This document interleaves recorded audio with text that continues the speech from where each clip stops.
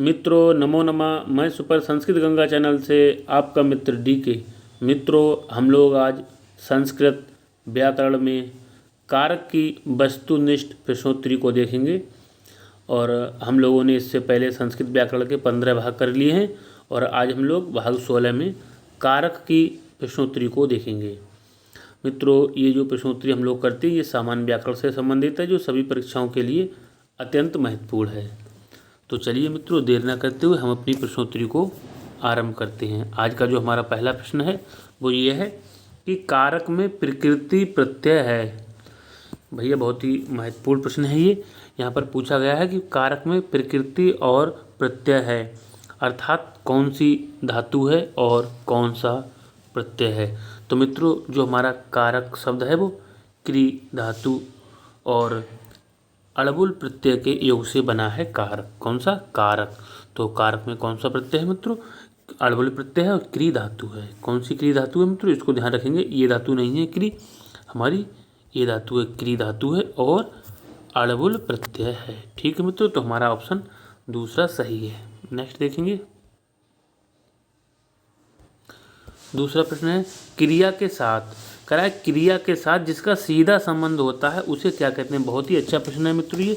हम लोग बहुत इसमें कंफ्यूज होते हैं कि क्रिया के साथ जिसका सीधा संबंध होता है उसे क्या कहते हैं। तो बहुत लोग चक्कर में पड़ जाते हैं कि उसे हम क्या कहते हैं। भैया क्रिया के साथ जिसका सीधा संबंध होता है उसको कर्ता कहते हैं या फिर हम कारक कहते हैं। बहुत ही महत्वपूर्ण प्रश्न है मित्रों।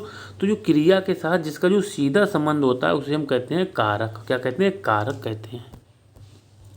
तीसरा प्रश्न है मित्रों, तीसरा प्रश्न है यहाँ है मित्रों क्रियान्वयत्वम और फिर है खाली स्थान। यहाँ पर जो है रिक्त स्थान की हमको पूर्ति करनी है। तो क्या है? क्रियान्वयत्वम कारकत्वम हमारा जो तीसरा ऑप्शन सही है। तो क्रियान्वयत्वम कारकत्वम सही है। अगला ये मित्रों ये भी बहुत ही ज़्यादा महत्वपूर्ण प्रश्न है। हम लोग कन्फ्यूज हो जाते हैं कि कारक 6 हैं भैया या 7 हैं या फिर 8 हैं। तो इसको हम अच्छे से देखेंगे कि कारकों की संख्या कितनी है। यहाँ संस्कृत की बात हो रही है मित्रों, हिंदी की बात नहीं हो रही है कि संस्कृत में कारकों की संख्या कितनी है। तो कारकों की मित्रों जो कुल संख्या है वो 6 है। कितनी है? 6 है। निश्चित रूप से कारक 6 ही हैं और जबकि जो विभक्ति हैं वो 7 हैं। कारक कितने हैं भैया? तो कारक हैं 6। संस्कृत में कारक 6 हैं और विभक्तियाँ कितनी हैं भैया? विभक्तियाँ हैं 7। तो इसको अच्छे से ध्यान रखेंगे। कारक कितने हैं? कारक हैं 6। भैया जब कारक लिखेंगे तो इनमें 3 शब्द आएंगे, का, रा और का। कारक इसको 2 से गुणा कर देंगे, 3 दूनी 6। 6 बड़ हैं इसमें जो है 6, 3 बड़ हैं और 6 जो है कारक है। इसको 2 गुना कर लेंगे। कारक में 3 शब्द हैं भैया, का, रा, का। इसको 2 गुना कर लेंगे, 3 दूनी 6। तो कारकों की संख्या कितनी हो गई? 6 होगी भैया। अगला देखेंगे, 5वां है मित्रों कि कौन सा कारक नहीं माना जाता है। बहुत ही अच्छा प्रश्न है भैया। कौन सा कारक नहीं माना जाता है? पहला है अपादान, दूसरा है संबंध, तीसरा है अधिकरण और चौथा है उपरोक्त सभी। तो मित्रों जो हमारा संबंध है वो कारक नहीं माना जाता है। कौन सा है? संबंध जो है कारक नहीं माना जाता है। छठा है, यहाँ पर कोई शब्द भरा जाएगा, चाहे सुबंत पद आए, चाहे तिगंत पद आए, चाहे उपपद आए या फिर उपसर्ग पद आए। तो विभक्ति से कारक विभक्ति जो है बलवती होती है। ये भी बहुत ही अच्छा प्रश्न है मित्रों। तो हम यहाँ पे लिख देंगे उपपद। क्या है? उपपद। उपपद विभक्ति से जो कारक विभक्ति होती है वो बलवती होती है। किससे होती है? उपपद विभक्ति से कारक विभक्ति जो है वो ज़्यादा बलवती होती है, बलवती होती है। अच्छा अगला देखेंगे, 7 क्या है? 7 कह रहा है उपपद विभक्ते है कारक विभक्ते है बलियसी। इसका उदाहरण है भैया, फिर से देखेंगे, उपपद विभक्ते है कारक विभक्ति ही बलियसी। इसका जो उदाहरण है वो कौन सा है? तो मित्रों यहाँ पर जो इसका उदाहरण है नमस्करोति देवान। क्या है? नमस्करोति देवान जो है आपका वो उपपद विभक्ते है कारक विभक्ति वलीयसी। इसका जो उदाहरण है ऑप्शन हमारा दूसरा सही है। 8 का देखेंगे, यहाँ पर है क्रियायाम स्वातंत्रेण विवक्षितो अर्थः कः स्यात्। 8वां प्रश्न भी अच्छा है मित्रों। तो हमारा यहाँ पर आ जाएगा कर्ता। क्या आ जाएगा? कर्ता। फिर से देखते हैं, क्रियायाम स्वातंत्रेण विवक्षितो अर्थाः कः स्यात्। तो क्या आ जाएगा मित्रों, तो यहाँ पर हमारा आ जाएगा कारक। क्या आ जाएगा, कारक। 9 का देखेंगे, यहाँ पर क्रिया करने में, क्या है, क्रिया करने में जिसकी स्वतंत्रता मानी जाए वह होता है।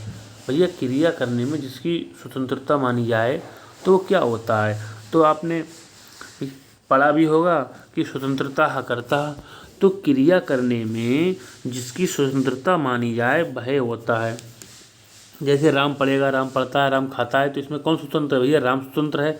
तो क्या क्रिया करने में जिसकी स्वतंत्रता मानी जाती है तो वह होता है, तो वो क्या होता है, वो कर्ता होता है, कर्ता ही स्वतंत्र होता है।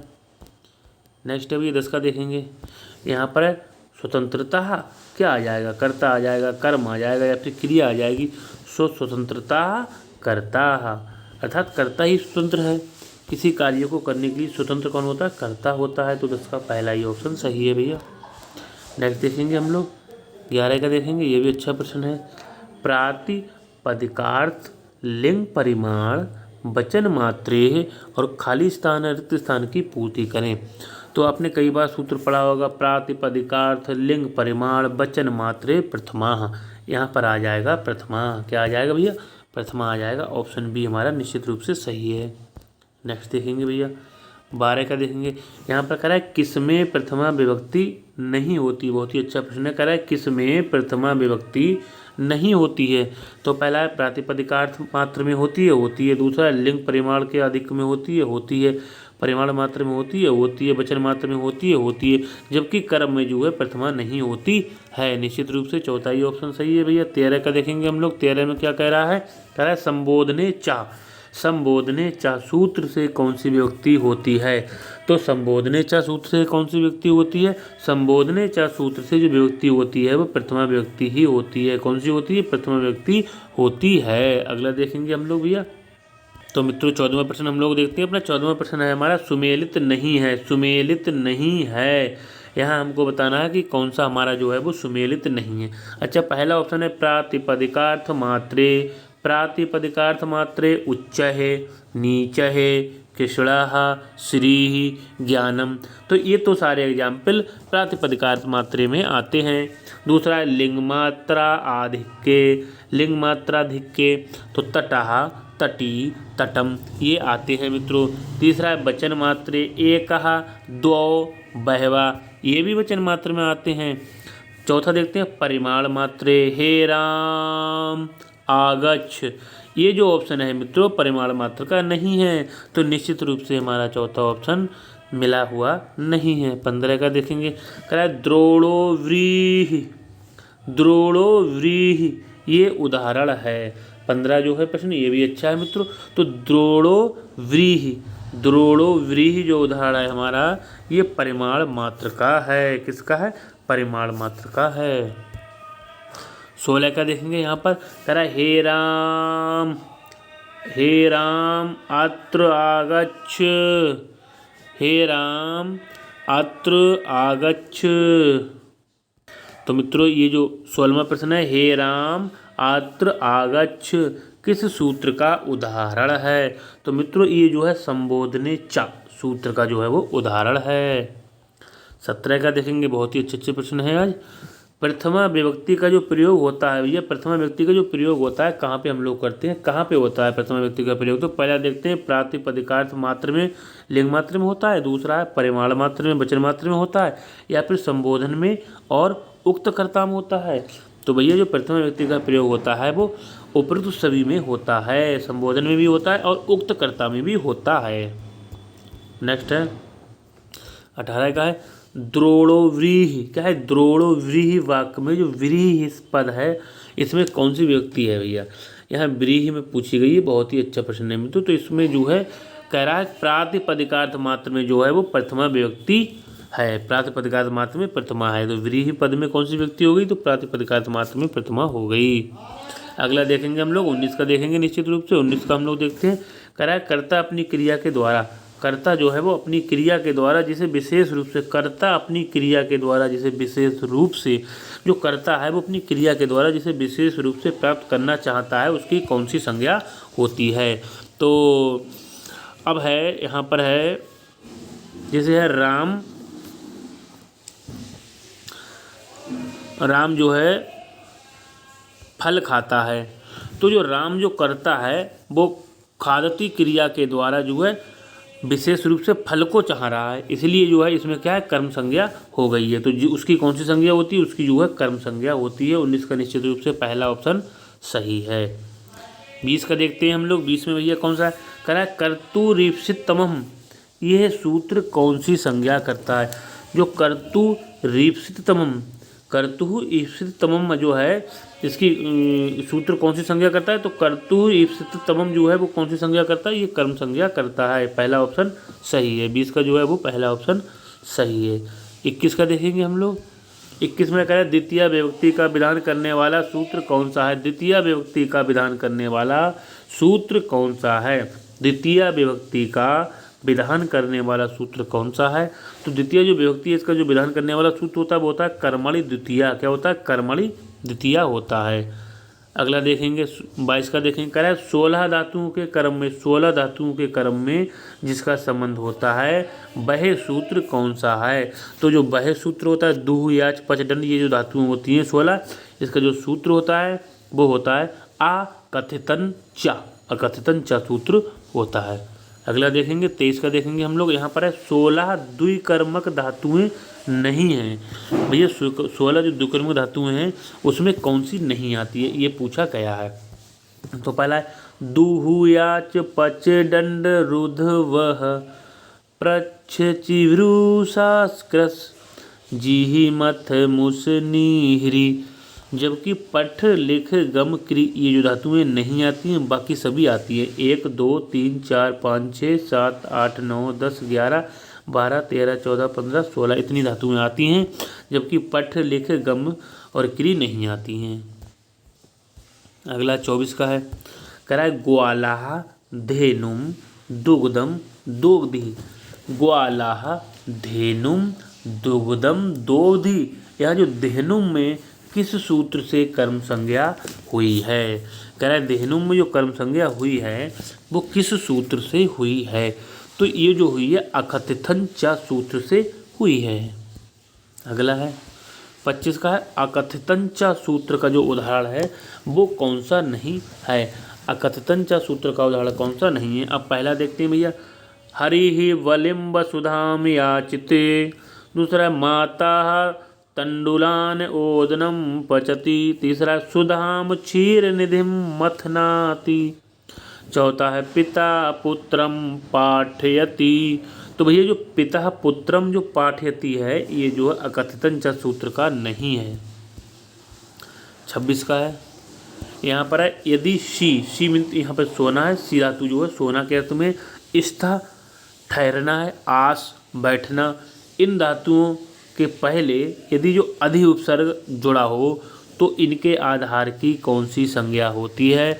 तो भैया इनके जो आधार की संज्ञा होती है वो कर्म संज्ञा होती है। कौन सी संज्ञा होती है, इनके आधार की जो है वो कर्म संज्ञा होती है। फिर से देखेंगे, जो हमारा सी धातु होती है सोने के अर्थ में होती है, स्था धातु होती है ठहरने के अर्थ में होती है, और जो आस धातु होती है वो बैठने के अर्थ में होती है।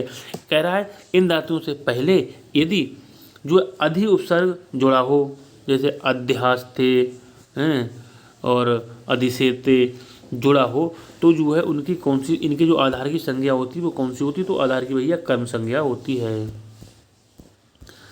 नेक्स्ट भैया 27 का देखेंगे, कह रहा है अधि सींग स्था शाम। अधि सींग स्था शाम जो कर्म का जो उदाहरण है वो कौन सा नहीं है। बहुत ही अच्छा प्रश्न है, जैसा कि अभी इससे पहले किया था उसी से संबंधित है। तो पहला ऑप्शन है राजा सिंहासनम अधितिष्ठति। दूसरा है हरि वैकुंठम अध्यास्ते। तीसरा है शिष्याः आसनम अधिसेते। चौथा है राजा नगरम अधिबसति। तो भैया 27 का निश्चित रूप से चौथा ऑप्शन सही है। ये जो है अधिसिंग स्थान शाम कर्म का उदाहरण नहीं है।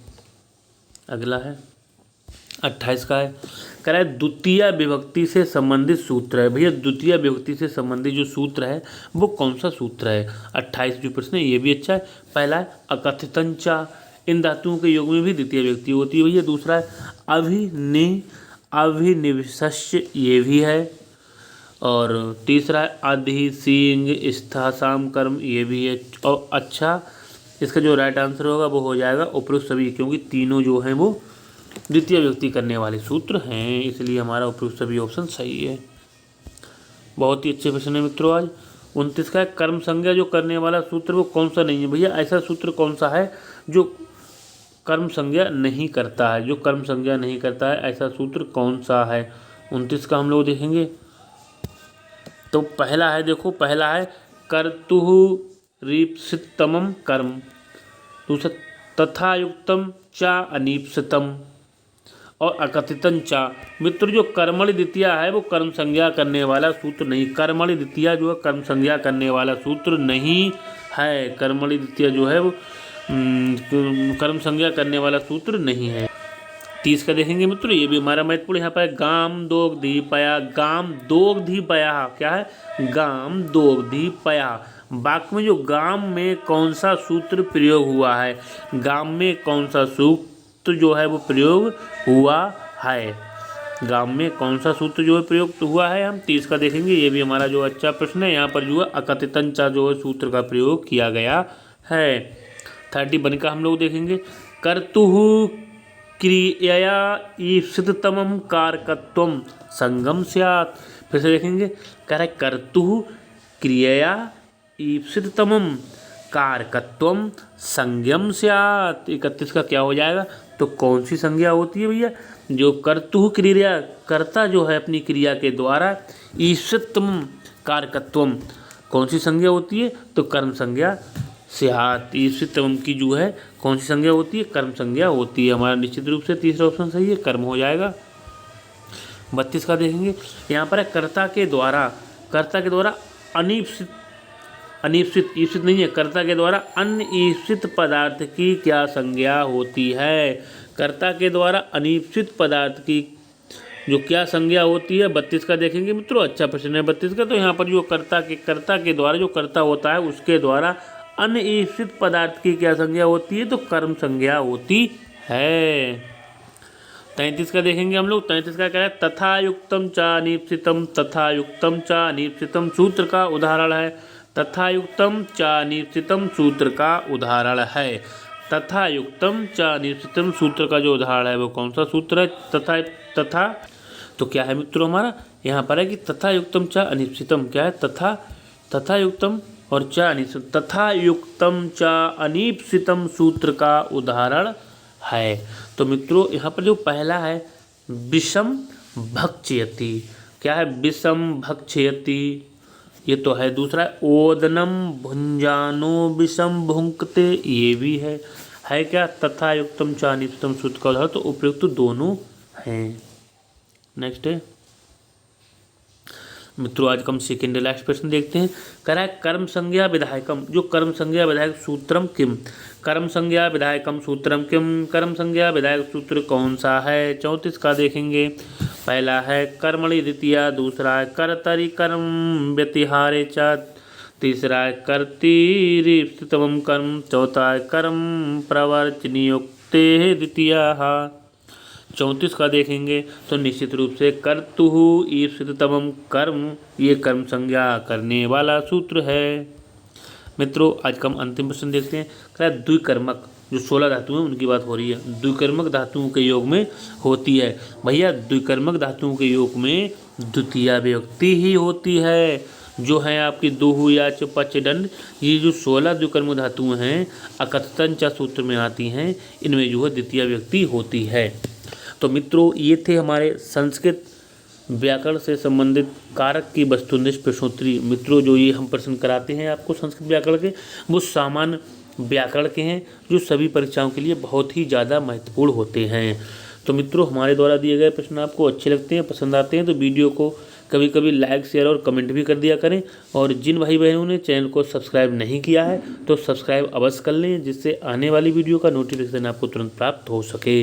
तो मित्रों आज के लिए इतना ही। नमः संस्कृताय। आपका दिन शुभ हो।